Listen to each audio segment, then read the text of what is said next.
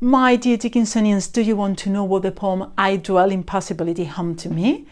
Well, it might certainly be a possibility that you want to know. So if that's the case, just stay tuned.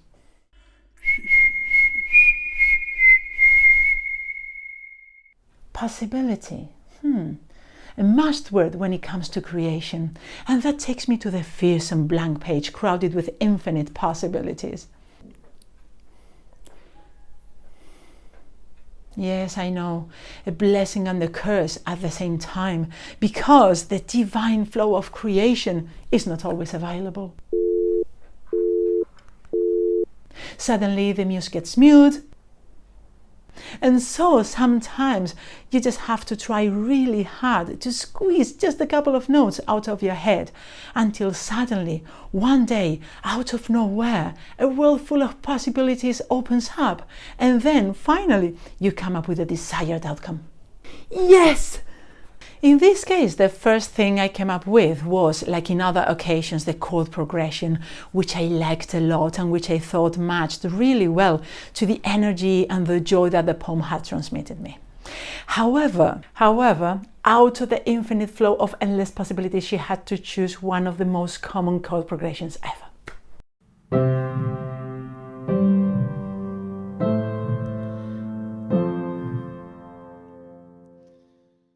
Yes, I know, and I must also admit that this is one of the few songs that I've composed that follows a common pre-established structure with repeated melodies. Intro, verse, chorus, bridge, chorus, outro.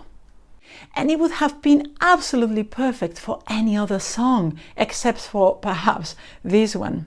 For the thing is that this structure does not provide the poem with the originality that it claims. Let's not forget that the poem, as you saw in the music video, and if you haven't watched it yet, just click on the link and enjoy it, presents lots of windows and doors symbolizing the infinite possibilities of creation, which seem to encourage to push the boundaries to offer much more variety. But let's not panic, she said to herself, because to provide the tune with the variety and originality that the poem requests, I added lots of different elements which contribute different timbres. Also changes of register, changes in dynamics, that is the sound intensity, and also variations in the rhythm. Let's prove that I also dwell in possibility. But let's go by parts because there are lots of things to talk about. First of all, I'll tell you about the first two stanzas, which in this tune would be the verses. For example, in the first stanza, the rhythm is entirely in charge of a double bass and a cello, while the piano just accompanies with some high and light notes at the end of it to make this first part more empty and simple to start with. I dwell in possibility, a fairer house than prose, more numerous of windows, superior photos. Then we have the first chorus, which is a melody I added between stanzas and which sounds more intense and fuller. But let's skip that part for now and let's move on to the second stanza. In this case, the rhythm is carried out by the double bass again and also by the piano instead of the cello, on top of which we have a couple of cellos which sprinkle some notes and melodies to add some interest and variety to that even rhythm. Of chambers as the cedars, impregnable of eye, and for an everlasting roof, the gambrels of the sky. Now, let's talk about the choruses. Oh, come on, be patient. Let me explain the elements first. Okay, what have we got in the choruses? Well, here I really pulled out the big guns. Okay, as I was saying, to play with different possibilities in a chorus that was meant to be like this, yes, now you can play.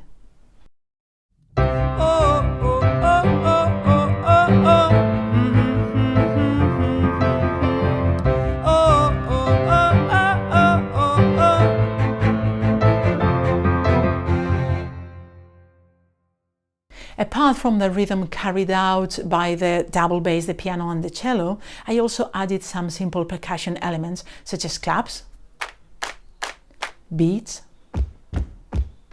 and snaps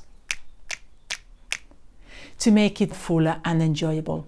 And I also added a cello at the end of it, which answers the melody of the voice to provide another timbre. Can you please play it again?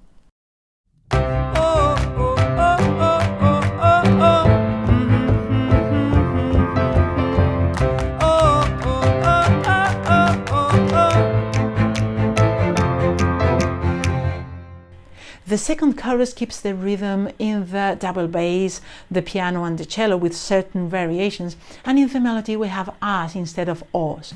But not yet! Gosh, don't be so eager! Where was I? Oh yes, and we also have a cello answering the voice melodies again, but this time an octave higher than in the first chorus to play with another possibility. And we also have a couple of new elements, such as a toy piano to provide a different piano timbre, which plays ascendant and descendant scales, again offering different possibilities, and the whistle, which like the cello also answers the melodies of the voice. Come on, go on.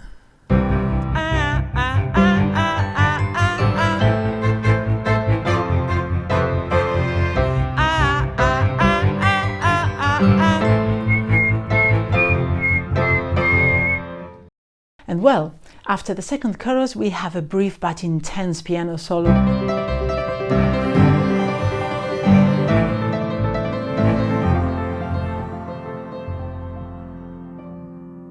That links this chorus to the third stanza, which works as the bridge. As this stanza has a completely different character, the rhythm slows down and we enter a quieter atmosphere, for now the poem moves from talking about the outburst of infinite possibilities provided by the architecture of the house to tell us about who frequents the house and why. Visitors, the fairest for occupation.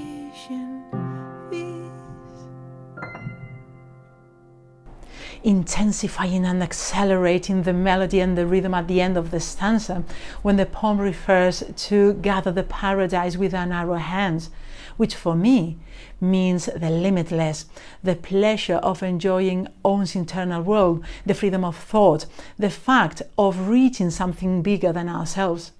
By the way, if you want to listen to a deeper emotional analysis of this poem, just join my Patreon here, and which sounds like this. The spreading wide my narrow hands to gather paradise. The end of the bridge will lead the song to its end, which is nothing but the frenzied repetition of the choruses, which mixes and combines in many different ways all the elements used throughout the song, playing also with the intensity to give another possibility.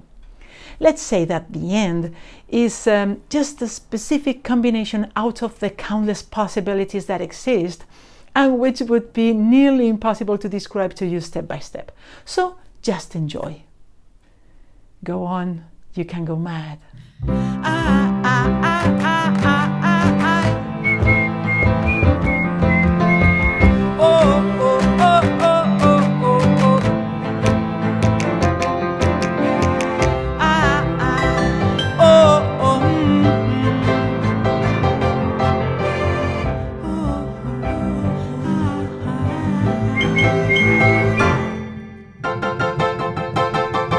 So, despite being simple in essence, finally I got it. I got a tune crowded with many different possibilities. Yahoo! Well, and what about the translation into image?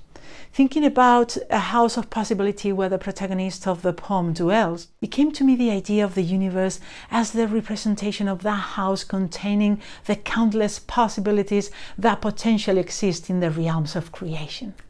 And to make the universe look more like a house and following the description given in the poem, I also added some floating windows and doors which allow the entrance of an infinite flow of inspiration for the creators who inhabit it, who in this case are Emily and me.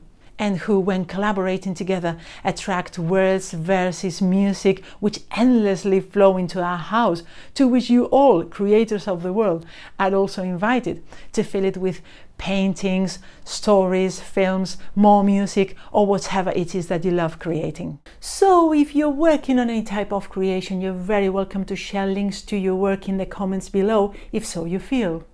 Well, and this is all the poem I Dwell in Possibility hummed to me. I hope you enjoyed the process. I shall see you soon with more Emily and more music. Take care and never stop creating.